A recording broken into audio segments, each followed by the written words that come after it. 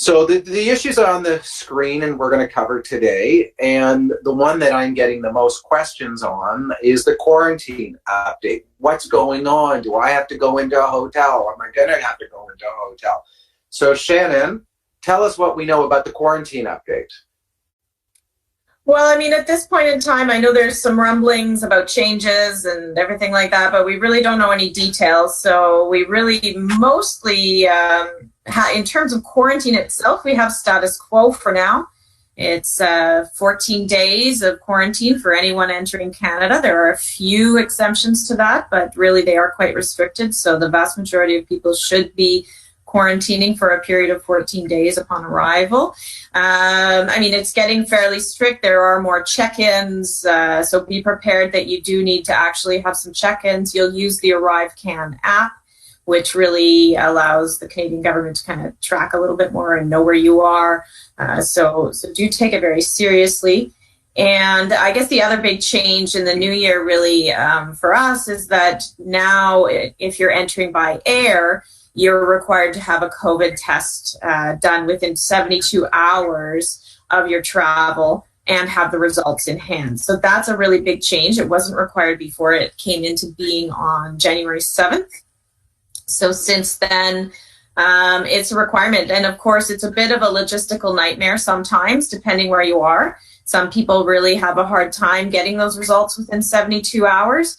But there's not a lot of flexibility. Well, there's really no flexibility on it. So it has to be done if you're getting on a plane and coming to Canada. So do make sure you plan for that. Start researching where you can get it done, how quickly you can get test results, how this is going to work for you if you are traveling to Canada, because you do need those results as you board the plane, or else they're not going to let you on. Yeah, I think that's good.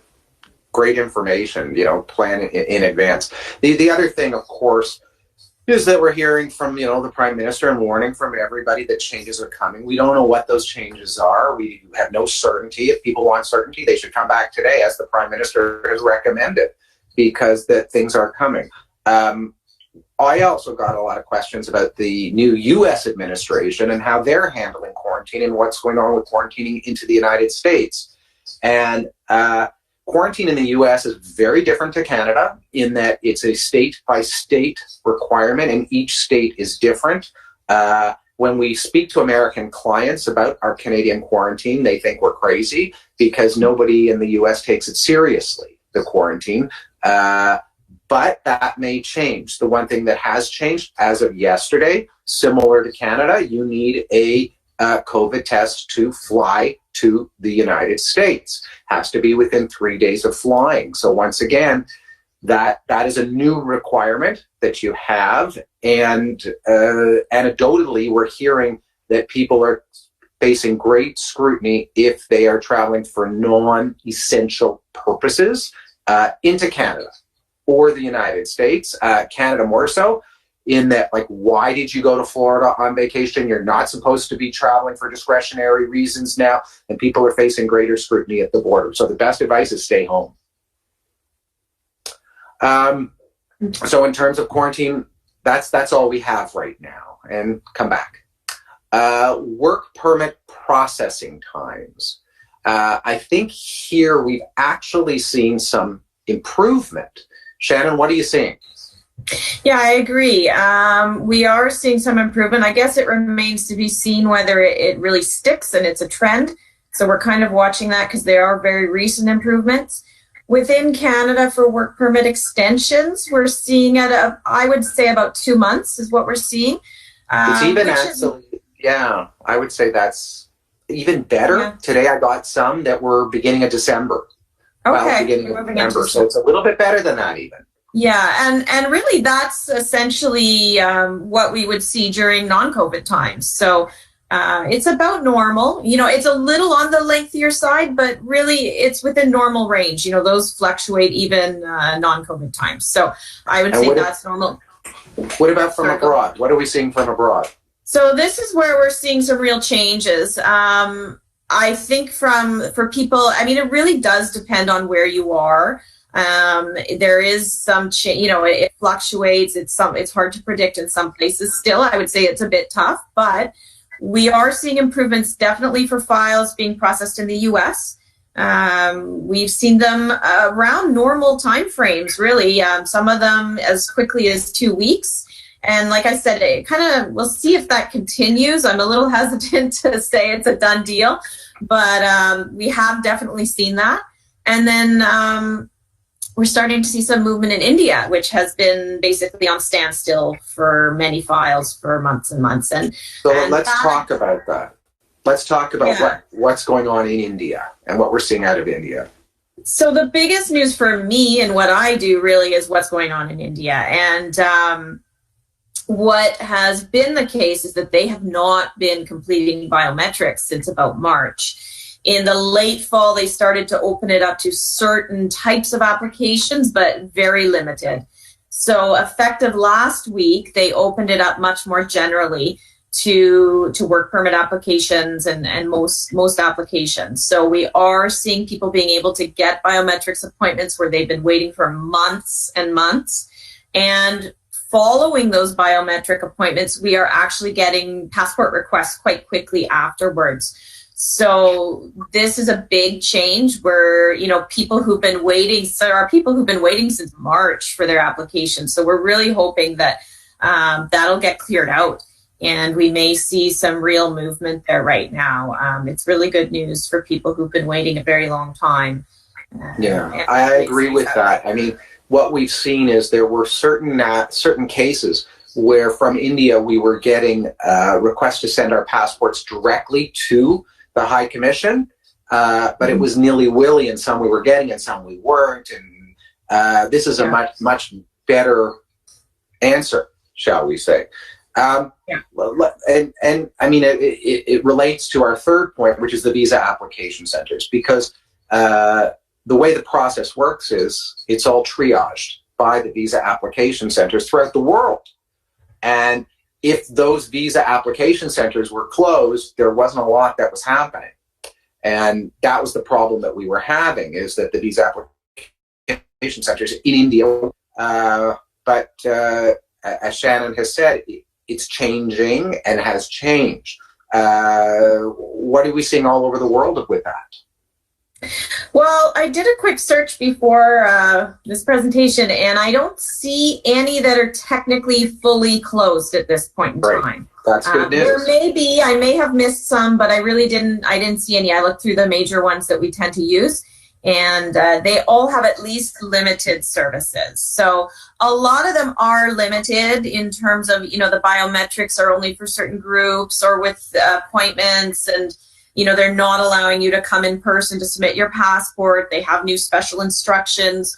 So there are certain measures that have been taken to limit that contact at the visa application centers. But from, India, Mexico has recently reopened. Brazil has limited services. France, the UK, South Africa, they all have limited services. So it may be a bit slower, but you should be able to do the things you need to do at the visa application center, like biometrics, like submitting your passport. Of course, you can only do that with the request for those documents. So immigration, IRCC would have to have sent you a request to do your biometrics, have sent you a request to submit the passport. But if you have those documents and have been issued them, even if they're old, so because a lot of them are quite old and you weren't able to submit them. So a lot of people are asking, what do I do? This document's 6 months old. Can I submit my passport now? And yes, you can. You don't need, they're not reissuing those letters. So you can take those old letters and get your passport submitted or your biometrics done in most places. Yeah, and people should remember that, where we didn't, prior to COVID, really worry too much about the European posts, it's become, with the visa application centers, it's become more and more important because it's not just visa required individuals that have to access these centers, but anybody who's applying for a work permit from overseas has to give biometrics in advance. And so with the visa application centers closed, unless you were able to get some sort of an approval to do it upon entry, it wasn't happening. Those applications were all sitting there. But good news is... Sorry, go ahead. No, I was just going to say, the good news is that they're open now. Go ahead, Shannon. Yeah, I would say the one recommendation I would say is be aware that it can change at any minute. from day to day. And also, even if it's open, they often change their instructions because they're adapting to the situation and who can get in and what lockdowns they're affected by, et cetera, wherever they are. So absolutely check before you submit anything. Double check the day. You might have planned it 2 days ago. The day you're submitting your passport, double check again to make sure it's still valid, it's still open, and be aware that it can change at any minute. I think that people have to understand as well that there's so much fluidity in the system, shall we say, that people have to be flexible. And that we've had we've had people who should have gotten on flights, who couldn't get on flights for no other reason than somebody made a mistake. Okay?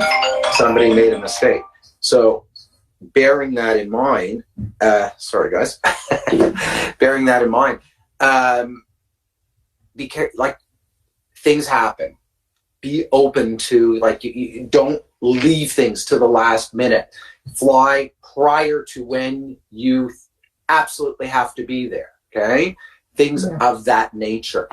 Get to the airport early, very early, very early.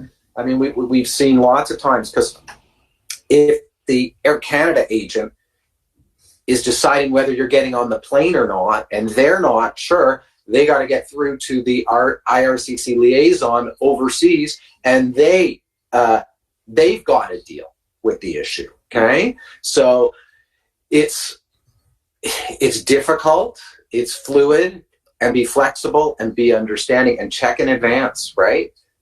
Check in advance. People who went home for Christmas, shall we say, and thought, nothing about coming back with their families, right? Because they've never had a problem. Well, under the rules, the primary work permit holder, they're good. But the family members may not be good to travel. They may need approvals before they come back. So it's really, really important, and it relates to all this stuff, is to get the correct advice, speak to counsel before any travel is undertaken, okay? And we can only give you what we got today, okay? And that's the bottom line. You leave, and how many people left and then suddenly had to get a COVID test to come back and weren't expecting that. It must have been. Right, and there's no COVID test because I went to, Bermuda, and they don't do the testing in Bermuda, right? It could be like that too. So there's all these things. If you leave, expect delays, bottom line. Okay, so let's talk about permanent residence and what's happening with permanent residents. And what we've seen, it's very interesting, because when COVID first hit, what happened was with the express entry draws, they basically only were pulling CEC applicants. So those are applicants who have at least a year of work experience in Canada. And the number that they pulled at went way down. I think it went as low as 427, I'm going to say, 427, 430 in the spring, early summer. That's how low it went. And then the government changed track and started pulling federal skilled workers and CEC applicants. And the numbers went back up to 470. Okay? So big difference.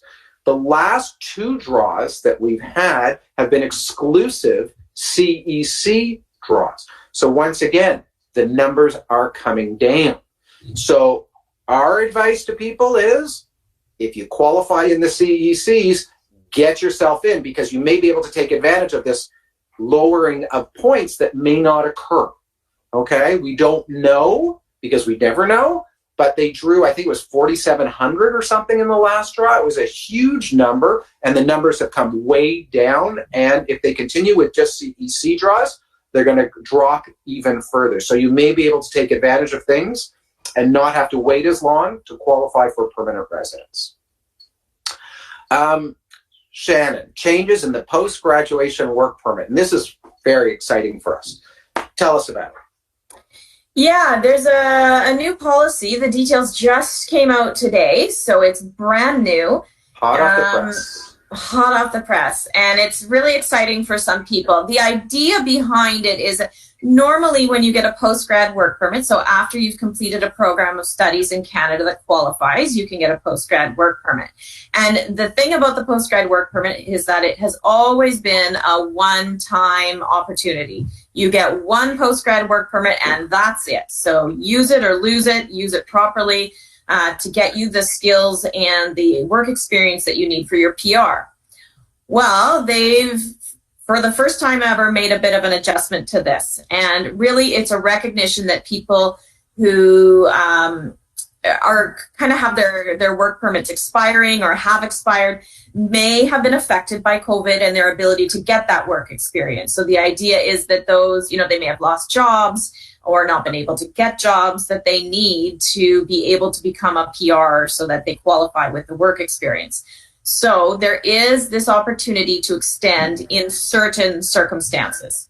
So what you need is, this will be in place until July 27th of this year. So that's it. And then it's no longer available. So there's an end to this program. You must hold a post-grad work permit or have held a post-grad work permit that expired on or after January 30th of 2020. So it's a fairly, within the past year, you've had a work permit, a post-grad work permit that has expired or will expire in the 4 months prior to applying for the application. And if you fall in that and, you've maintained your status in some way, shape, or form in Canada, or you're eligible for restoration or have applied to restore your status, then you may be able to get an 18-month extension on your post-grad work permit. And that's it, 18 months tops. If your passport is expired. Good. Yeah, it's never been done. It's never been available. One thing to keep in mind, if your passport is expiring in less than 18 months, you can only get it to the validity of your passport. So you might want to get that passport extended if you can before you apply to get the full 18 months, because they won't extend it beyond that. So do think about getting your passport extended. Yeah, it's really good. Going back to the issue I was just discussing with the CEC and the numbers coming down in the CEC, it allows for Canadian graduate students, Canadian graduate students to be able to score more points. So it's great. Yeah. Great. So that's good news. Hot off the press just today. So the other big issue, shall we say, in the last month is the change in the U.S. administration.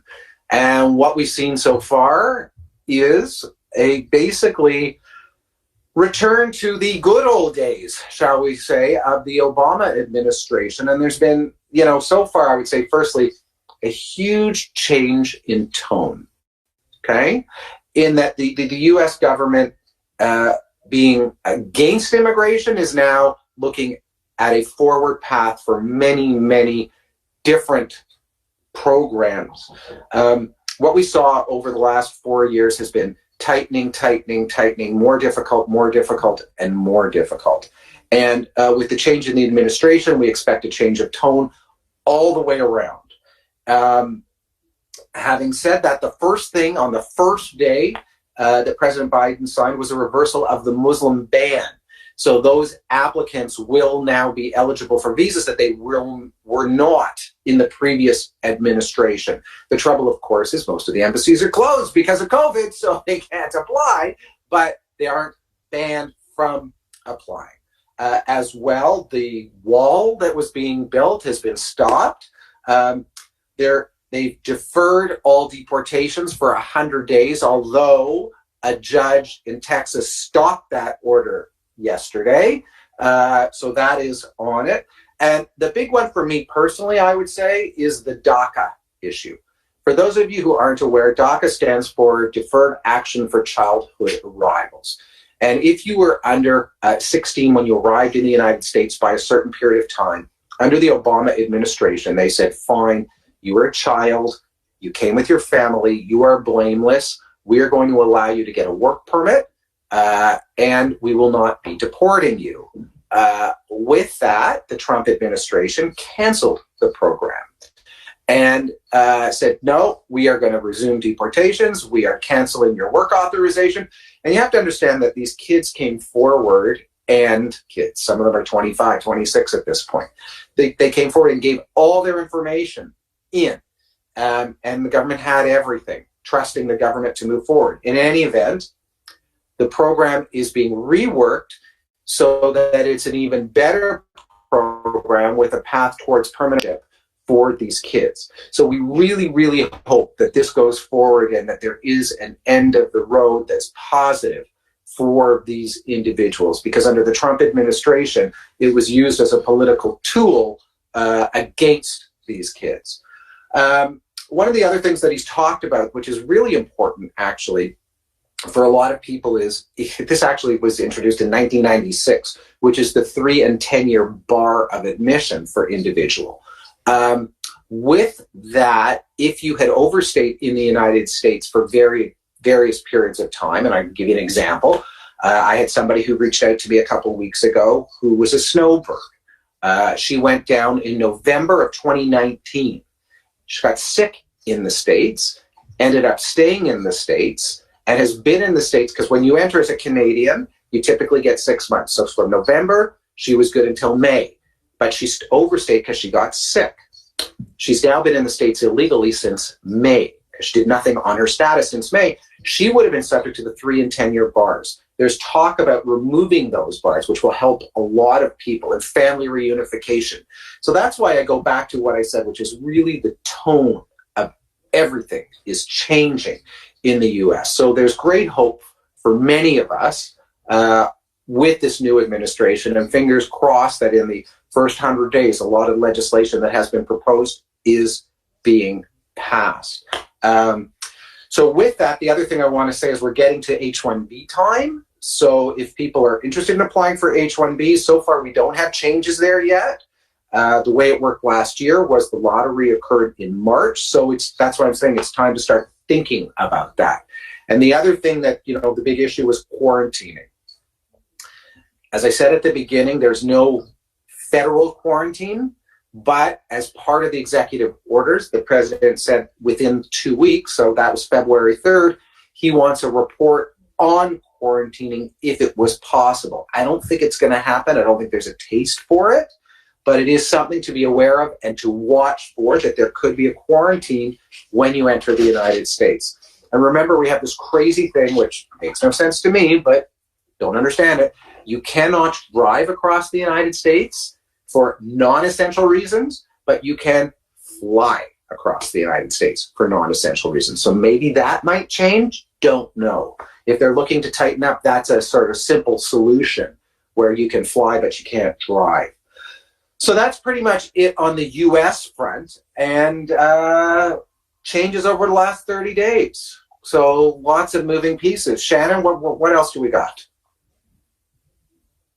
No, I mean, I think that's it. Of course, we're, like we said, we're watching to see what happens with any changes at the border or anything like that. The COVID test requirements being required only on air flights or flights into Canada. We may see that change and be extended to land border. It's unknown at this point, though. So, but just watch and check, and that's my biggest piece. Get the advice before any travel. Right. And don't look a week before you travel and then assume it's all the same when you travel. Honestly, check every day. It changes by the hour.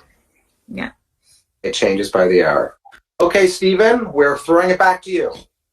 Okay, thank you, Evan. It looks like we don't have any questions right now, so I'm just going to wrap this up.